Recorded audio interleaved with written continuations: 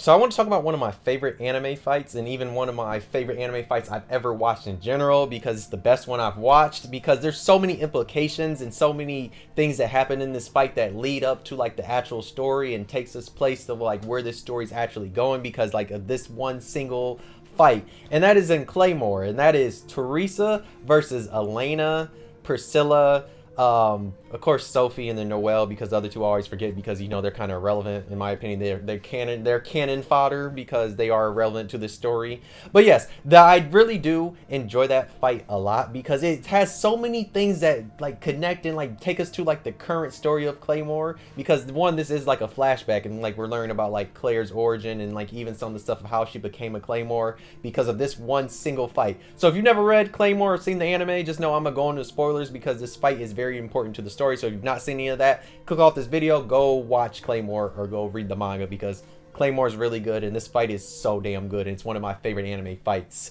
But yeah, let's get into it. So when it comes to this fight, the reason why I really enjoy it compared to other ones is because like there's so much here and just that like adds to the story, especially because one, we find out that Teresa, like how she meets Claire and eventually she grows with Claire and like even starts to change, and eventually that leads to her like trying to like, you know, she goes to that village to drop off Claire because she's like, yeah, we can't be together because like I live a dangerous life. But then eventually the bandits come there, and one of the bandits is about to, you know, take Claire and do something to her. And that's when Teresa snaps, kills all the bandits, and that's when it leads to like the organization like, yeah, you can't kill people and all that. And like they send them, they have them Claymores right there about to take her out, that, you know, they can take her out since like, you know, she did a quote unquote crime. And that's when she takes them out because she realizes she still wants to live because of Claire. And that's when we lead to them basically living alone and like journeying for a little bit until Claymores actually catch up to them. And this is when we get to see Elena and all of them. And we actually, the one thing I really enjoy is just like, we see how drastically strong Teresa is. Because Teresa is the #1 Claymore. And we get to see why she's the #1 Claymore. Because her compared to everybody else that comes after her, she washes him. Especially when Elena comes in there and Elena has the quick sword. And the crazy thing, Elena was the former #2 Claymore, and we see like the big gap between her and Teresa is like super huge. You would think the #2 would be somewhat closer, but no, even though, you know, she gets demoted to #3 because Priscilla becomes the new #2, but still, I'm just saying, even before Priscilla was there, it's just like the gap between those two were large because when Elena's doing that quick sword, Teresa's just eating it up like, yeah, this ain't nothing. Then they go outside, and even the other two, like Sophie and Noel, they're just there. They're nothing. They really don't do anything. But that's when we see Priscilla. And that's when Teresa and Priscilla get to fighting. And that's when we get to see that, like, actually Priscilla's putting up a fight. And you see that she's actually strong. And even Teresa's commenting, like, how she's strong. You see, it's in, like, at first they try to play it off like Teresa's kind of struggling. But then over time, Teresa does take advantage. And, like, she's kind of beating her ass when it comes to, like, using the swords and abilities and all that. And one of the things I like is that you can tell that Priscilla's slowly losing. She's wondering like, whoa, why am I slowing down and all this other stuff? And that's where Elena and all of them, they come and save her. And that's when we get to basically watch Teresa just body all 4 of them as they're fighting her. And like, bro, the thing I really love is like how she bodies them so easily and lets them know like, dog, y'all are not on my level. Because like everybody else, they slowly like using their Yoma power a little bit, where Teresa is not using it at all and she's still bodying them. And I mean, the crazy thing is, she bodies Priscilla so bad that Priscilla basically is in fear. She's in fear of her life, and she even remembers stuff from her past, like before she became basically a Claymore, and she's remembering stuff about her family, her brother, and all that. And that's when, or brother or sister, I don't remember exactly, but yeah, that's when you see Priscilla starts to power up and like unleash all her Yoma power, like slowly, and like she's kind of getting close to awakening. And even when she jumps and runs all the way after Teresa still bodies her. And this is where, you know, the hoe ass shit, like the shit that it pisses me off, mainly because Priscilla basically sneaks Teresa. She basically sucker punches her, and that's the only way she actually, like, you know, kills Teresa, because she was most definitely not going to kill Teresa. Even if she awakened, I'm pretty sure Teresa still would have beat her, because the thing was, the only thing Teresa had to do against her was like she just used her Yoma powers just to like change her eyes to like the Yoma type of eyes. She didn't use no other type of Yoma strength, so we really don't know how strong she could have been at that moment, because if she would have unleashed all her stuff, she probably would have bodied Priscilla. I still think that she would have bodied Priscilla, no questions at all in that situation, I'll say.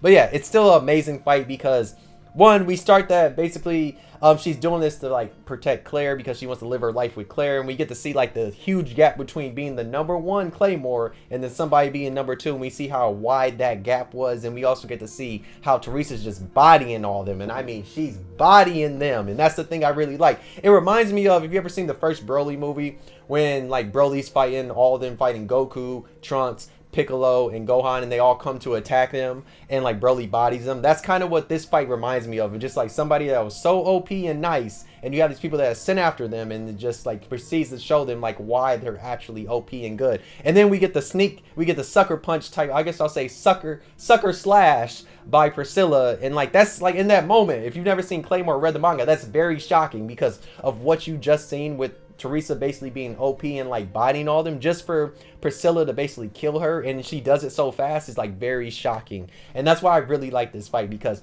it shows us that Teresa's OP, but at the same time she has softened up because she's been around Claire, and we get to see that with Priscilla, and then that proceeds to basically Priscilla awakening all the way, and that proceeds to her basically killing Noel and Sophie, and then even injuring and chopping off one of Elena's arm, and that's what I really like. And then we get to see that crazy ass scene when like Claire is walking through the village with Teresa's head, that is wild to think about. Just a little girl walking through the middle of the village carrying a head is kind of nuts. And you know, that just sets up the story of like why Claire is a Claymore, why she wants to go after Priscilla so much, and that's why I really like this, because like we learn that and we see this backstory. It's one of my favorite fights and one of my favorite backstory type of thing, and flashback, I guess you'd say, arcs that I've ever read in manga and in anime, because I really like some of the stuff that happens here.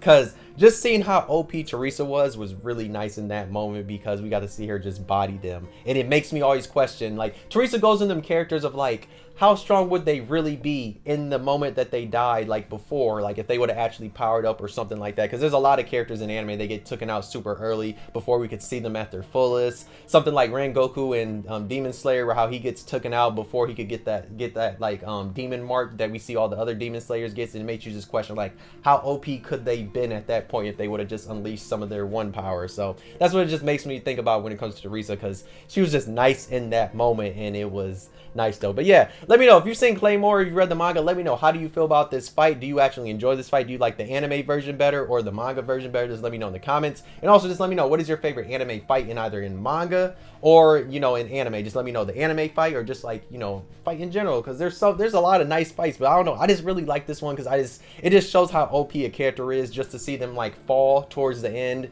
because like they were so OP, and it wasn't like she was like overconfident. It was just like she knew she already won, but then just for her to lose on some sucker sneak shit. But yeah, I really messed with this fight heavily. If you've never read Claymore or watched the anime, please watch it and please read it, because it's a really good series though. But yeah, if you enjoyed the video, why not like? If you do, you can dislike, subscribe if you really enjoyed. But yes, Claymore's a phenomenal series. If you have not checked it out, go check it out though. But thanks for watching. See you in the next video though. Bye.